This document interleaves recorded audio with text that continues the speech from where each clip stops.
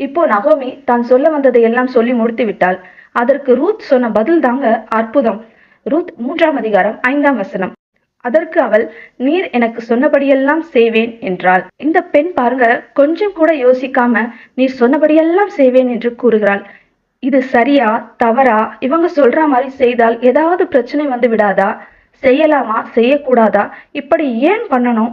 வேற மாதிரி பண்ணா என்ன அப்படின்னு கேள்வி கேட்கல. ஐயோ நான் போக மாட்டேன், எனக்கு பயமா இருக்கு என்றெல்லாம் மறுப்பு எதுவும் சொல்லாமல் அவள் சொல்லுக்கு அப்படியே கீழ்ப்படுகிறாள்.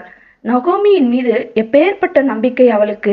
அவள் எது செய்தாலும் தன்னுடைய நன்மைக்கு தான் செய்வாள் என்று நம்புகிறாள். அவள் எது சொன்னாலும் சரியாக தான் இருக்கும். ஏனென்றால் அவள் வயதில் மூத்தவள், நிறைய அனுபவம் உடையவள், தன் ஊர் மக்களை பற்றி நன்றாக அறிந்தவள் என்று அவள் மீது ஒரு நல்ல எண்ணத்தை வைத்திருக்கிறாள் ரூத். இந்த இரு பெண்களும் ஒருவர் மீது ஒருவர் வைத்திருக்கும் அன்பு உலகத்தில் எங்கும்